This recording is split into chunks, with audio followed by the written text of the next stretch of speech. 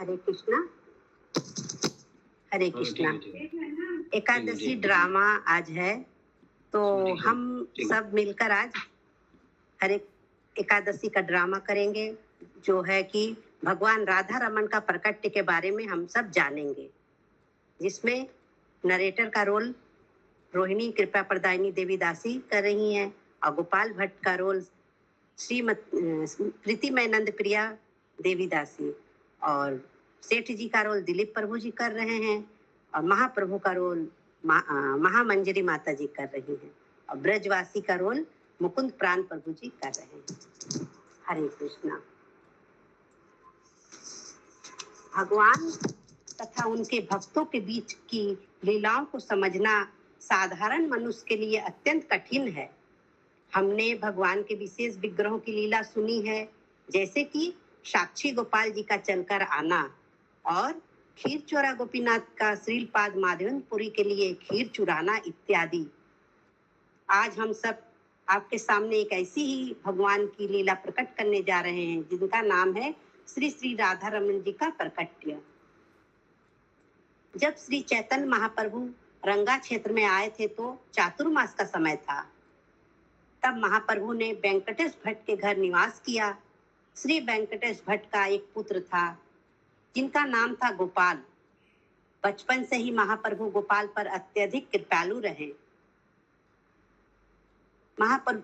जब गोपाल महाप्रभु को प्रणाम करने के लिए झुकते तो महाप्रभु उसे अपने गोद में बैठा लेते और स्नेह करते, और जब महाप्रभु प्रसाद ग्रहण करते तो अपना उच्चिष्ट गोपाल भट्ट को खिलाते थे। इस तरह एक महान भक्त का संपूर्ण गुण महाप्रभु गोपाल भट्ट में देखते थे। जब चातुर्मास खत्म हो गया तो महाप्रभु जाने को तैयार हुए। यह सुनकर गोपाल भट्ट अत्यधिक दुखी हुए। गोपाल के आग्रह पर महाप्रभु कुछ दिन और उनके घर रुक जाते हैं, और अंत में जाते समय महाप्रभु ने गोपाल भट्ट को वृंदावन जाने की आज्ञा दिए। महाप्रभु की आज्ञा से गोपाल भट्ट वृंदावन चले गए। वहां जाने के बाद गोपाल भट्ट महाप्रभु के विरह में अत्यंत दुखी रहने लगे।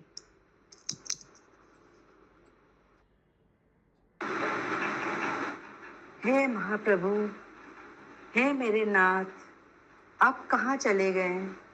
आपके बिना इस संसार रूपी भवसागर को मैं कैसे पार कर सकूंगा?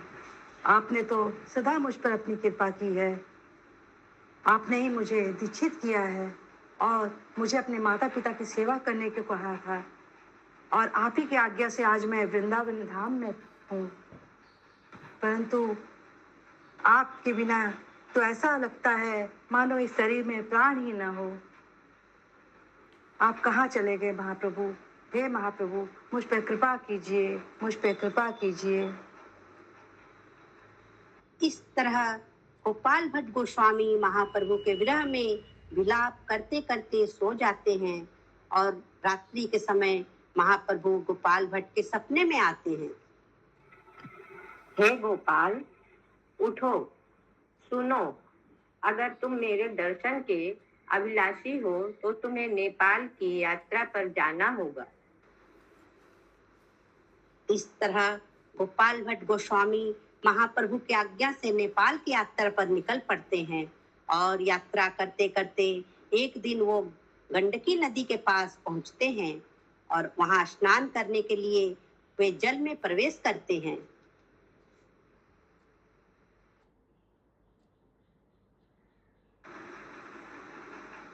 अरे, ये क्या है? इस कमंडलों में जल के साथ साथ ये शिलाएं कहाँ से आ गई? और ये तो 12 शिलाएं हैं। मैं इन्हें वापस जल में डाल देता हूँ। इस तरह गोपाल भट्ट गोस्वामी उन 12 शिलाओं को फिर से जल में डाल देते हैं और फिर से जल में डुबकी लगाते हैं।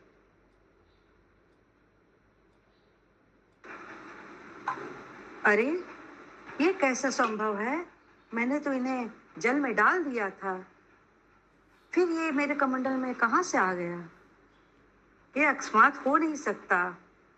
ये अवश्य भगवान पर का मुझ पर कुछ कृपा है। लगता है इसके पीछे जरूर कोई ना कोई रहस्य है।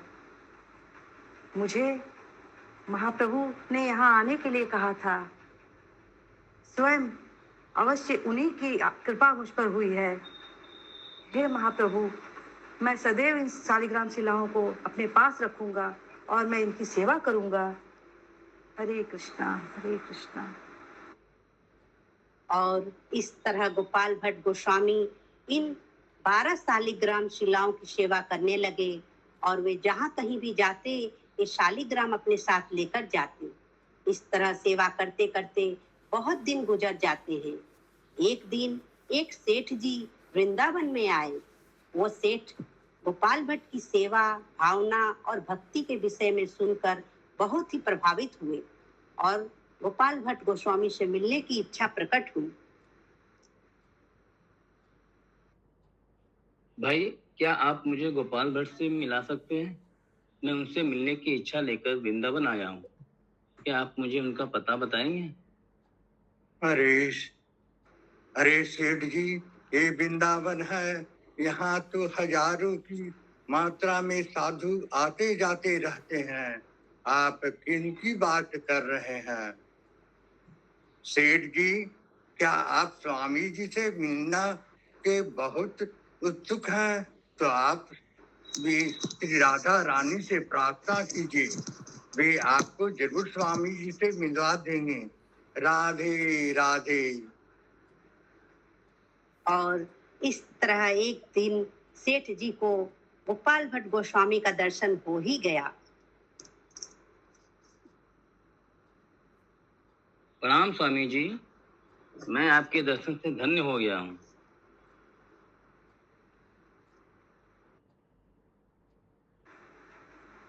आइए सेठ जी, आइए। वृंदावन में आपका स्वागत है।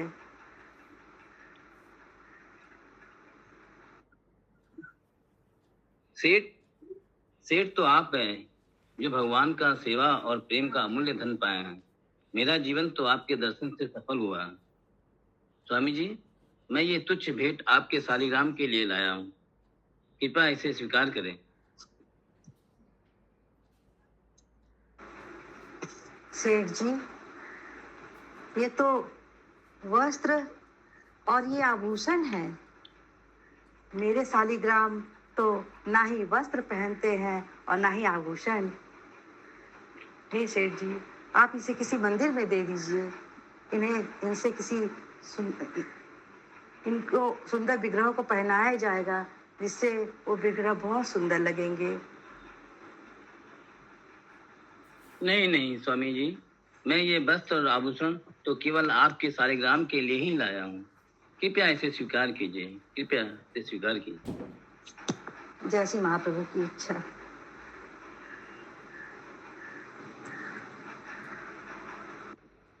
इस तरह गोपाल भट्ट गोस्वामी ने वो वस्त्र तथा आभूषण सेठ जी से लेकर शालिग्राम के पास रख दिए, पर उन्हें इस बात का अफसोस था कि वे इन वस्त्रों तथा आभूषणों से अपनी शालिग्राम का श्रृंगार नहीं कर सकते।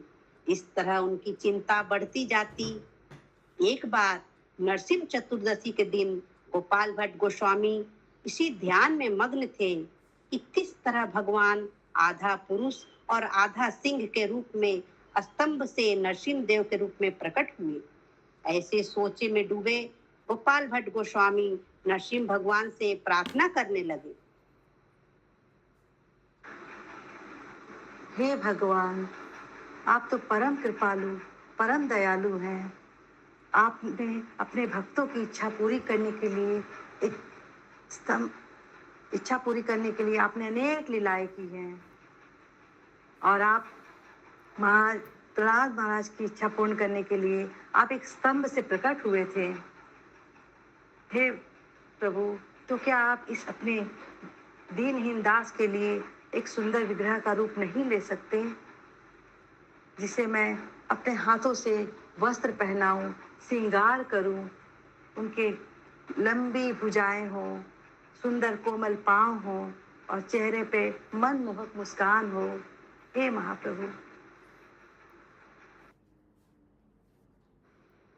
इसी विचार में मग्न स्वामी जी भगवान से प्रार्थना करते करते आधी रात के बाद उनको नींद आ गई और जब सुबह हुई तो उठकर यमुना नदी में स्नान करने चले गए और जब वो स्नान करके वापस आते हैं तो अपनी शालिग्राम शिलाओं की सेवा करने के लिए जैसे ही उन्हें वस्त्रों से बाहर निकालते हैं तो आश्चर्यचकित रह जाते हैं।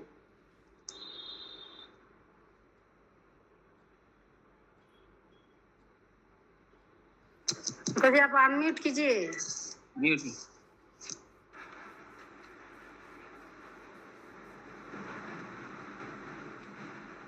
अरे ये क्या, ये तो सुंदर भगवान की, श्री कृष्ण की मूर्ति है। ये सुंदर विग्रह कहाँ से आए? और ये हमारी 12 शालिग्राम शिलाएं थी जो अभी 11 ही हैं, वो 12वां शिला कहाँ गए? हे भगवान, लगता है ये महाप्रभु ने मेरी प्रार्थना सुन ली। वे 12वां शिला स्वयं श्री कृष्ण के रूप में प्रकट हुए हैं। हे प्रभु, आपकी बहुत कृपा है। अब मैं इन विग्रहों को सेवा कर पाऊंगा, इन्हें सुंदर वस्त्र पहना पाऊंगा, इनका श्रृंगार कर पाऊंगा। महाप्रभु की जय हो महाप्रभु की। जब ये खबर श्री रूप गोस्वामी और श्री सनातन गोस्वामी ने सुनी तो सारे ब्रजवासियों के साथ वहां आते हैं और इस अद्भुत विग्रह का दर्शन करते हैं और इस विग्रह का नाम श्री श्री राधा रमण जी रखते हैं। श्री श्री राधा रमण जी की जय।